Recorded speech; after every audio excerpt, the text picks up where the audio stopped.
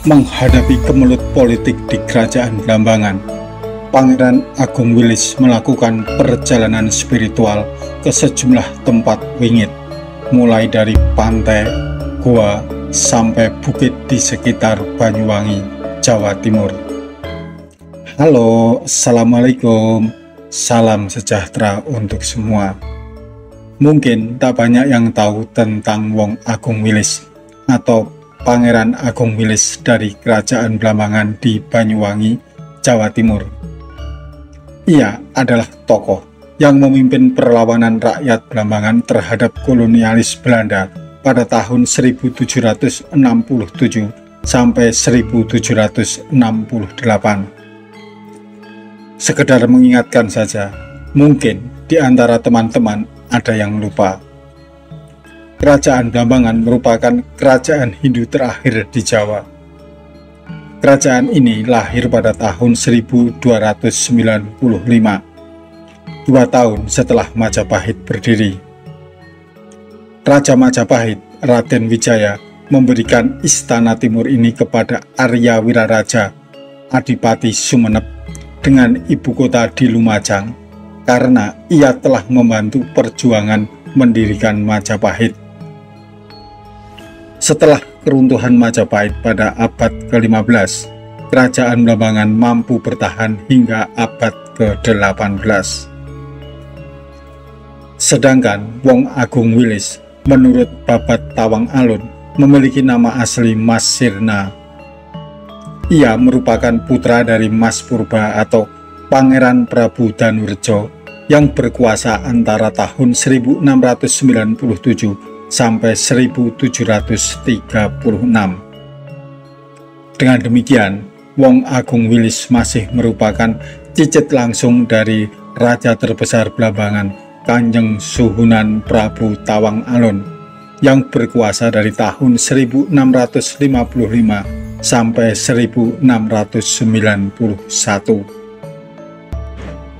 Aji Ramawidi dalam buku berjudul Suluh Blambangan menyebutkan jika Wong Agung Wilis memiliki nama asli Mas Putra.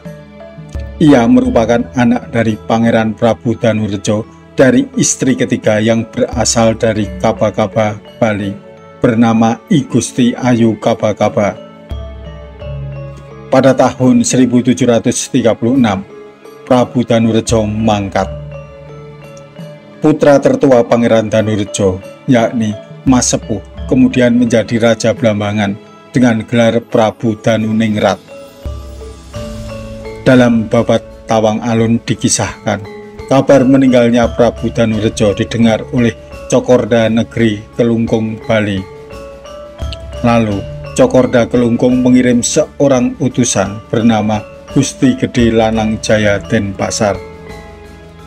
Cokorda Kelungkung mengirim pesan agar mengangkat Mas Noyang atau Pangeran Prabu Danuningrat selaku putra tertua sebagai Raja Blambangan, serta mengangkat adiknya yang bernama Mas Sirna atau kelak dikenal dengan sebutan Wong Agung Wilis sebagai patih.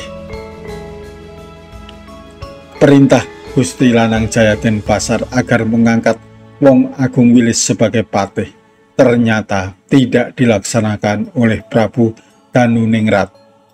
Ia lebih memilih anaknya yang bernama Mas Jali atau yang lebih dikenal dengan sebutan Mas Sutojiwo sebagai patih. Tentu Wong Agung Wilis merasa malu dan kecewa, merasa dikucilkan oleh kakaknya sendiri. Versi berbeda disampaikan oleh sejarawan Blambangan Imade Sujana dalam Nagari Tawon Madu dan Aji Ramawidi dalam bukunya Suluh Blambangan. Menurut mereka, Agung Wilis pada awalnya telah diangkat sebagai patih. Namun, karena adanya berbagai konflik kepentingan antara Kompeni, Surakarta, dan Mengwi di Blambangan, maka Agung Wilis yang lebih pro Bali disingkirkan oleh kelompok pro Kompeni. Agung Wilis difitnah oleh Mas Bagus Teposono, Pisan Raja. Dia tidak lain merupakan pangeran dari Banger keturunan Blambangan yang juga antek company. Agung Wilis dituduh akan melakukan pemberontakan terhadap kakaknya, Pangeran Prabu Danuningrat, dengan bantuan kerajaan Mengwi Bali. Akibat fitnah tersebut, akhirnya Agung Wilis akan diberhentikan dari jabatannya sebagai patih. Namun, sebelum diberhentikan, Agung Wilis memilih untuk mengundurkan diri. Agung Wilis kemudian melakukan perjalanan spiritual ke sejumlah tempat di sekitar Banyuwangi. Berikut lokasi perjalanan spiritual Pangeran Agung Wilis. 1. Pantai Lampon. Pantai Lampon terletak di Dusun Lampon, Desa Pesanggerahan, Kabupaten Banyuwangi. Agung Wilis memilih tempat ini untuk bersemedi karena suasana yang tenang, ombak relatif kecil, berpasir hitam, dan pemandangan indah saat matahari terbit dan terbenam. Lokasinya cukup jauh dari kota, sekitar 70 km. Untuk zaman itu butuh waktu relatif lama menuju ke lokasi karena mereka menunggang kuda, bukan naik mobil seperti saat ini. Pantai ini berdekatan dengan Pantai Pulau Merah dan merupakan kawasan yang dikelola oleh TNI Angkatan Laut serta Dinas Perikanan Banyuwangi. Pantai ini dijadikan tempat latihan para marinir TNI Angkatan Laut. Dalam Babat Tawang Alun disebutkan jika Agung Wilis melakukan pertapaan di Pantai Lampon selama 7 hari. 2. Bukit Ndokong. Dari Pantai Lampon, Agung Wilis melanjutkan laku spiritualnya ke timur, menyusuri sepanjang pantai, melewati Parang Semar dan Rawa Biru. Ia menuju ke sebuah bukit di balik sisi sebelah barat Tanjung Kalop. Bukit itu bernama Bukit Ndokong. Bukit Ndokong terletak di Desa Bulu Agung, Kecamatan Silir Agung, Banyuwangi. Lokasi ini terkenal dengan pemandangan yang indah karena berada di lereng Gunung Raung dengan hamparan perkebunan kopi dan coklat. Lokasinya sekitar 7 km di sebelah timur Pantai Lampon. Bukit ini merupakan bukit karang dengan ketinggian kurang lebih 120 meter. Vegetasinya cukup terbuka dengan didominasi oleh pohon dadap dan rumput teki yang membentuk semak-semak. Di Bukit Ndokong ini, Agung Wilis melakukan laku semedi selama 25 hari. Di puncak Bukit Ndokong ini terdapat bekas bangunan yang kini struktur batu batanya telah berserakan. Ukuran batu batanya bervariasi antara 24 sampai 29,5 cm dengan lebar antara 11 sampai 13,5 cm. Kemungkinan struktur batu bata ini merupakan punden bekas Agung Wilis melakukan topo semedi. 3. Gunung Tumpang Pitung. Dari Bukit Ndokong, Agung Wilis beranjak ke arah barat menuju sebuah gunung keramat bertingkat 7 yang mengandung banyak harta karun, Gunung Sabta Tumpang. Umumnya dikenal dengan sebutan Gunung Tumpang Pitu. Gunung ini terletak di Desa Sumber Agung, Kecamatan Pesanggerahan, Kabupaten Banyuwangi, Jawa Timur. Agung Wilis bertapa selama 50 hari di gunung yang kaya tambang ini. Menurut Babat Tawang Alun, Agung Wilis melakukan semedi berulang-ulang selama 7 kali di gunung yang berluas 1.942 hektar tersebut. Dulu gunung ini masih sepi, cocok untuk bersemedi. Menurut cerita, Gunung Tumpang Pitu dihuni para lelembut, jalmo moro jalmo mati. Tetapi Syekh Subagir, tokoh penyebar Islam sebelum era Wali Songo, memasuki kawasan hutan Gunung Tumpang Pitu. Terjadilah perkelahian sengit antara Syekh Subagir dengan Raja Jin Kalangan. Raja Jin mengaku kalah dan berjanji tak akan mengusik dan mengganggu lagi manusia yang mengadakan kegiatan di wilayah gunung tersebut. Syekh Subagir meminta Jin agar menanam tumbal berupa emas lantakan. Maka kawanan Jin berupaya mencari emas lantakan dan menanam di sekeliling Gunung Tumpang Pitu. Soal kandungan emas itu ternyata bukan hanya mitos. Saat ini gunung tersebut menjadi lokasi tambang emas dari PT Bumi Suksindo.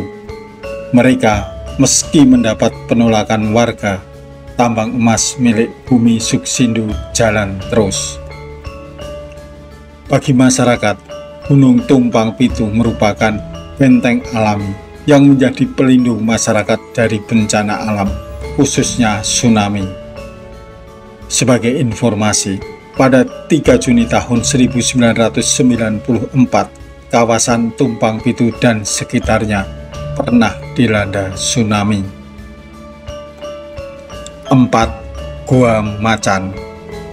Saat bolak-balik bertapa di Gunung Pitu, Agung Wilis sering singgah dan bersemedi di sebuah bukit yang terletak sekitar 2 km sebelah barat daya Gunung Tumpang Pitu atau 1 km sebelah utara pantai Pulau Merah. Di puncak bukit kecil tersebut terdapat celah batu mirip sebuah gua yang oleh warga setempat disebut Gua Macan. Gua yang berada di tengah areal kebun jati milik perhutani ini disebutkan dalam Suluh Blambangan sebagai salah satu tempat pertapaan Agung Wilis.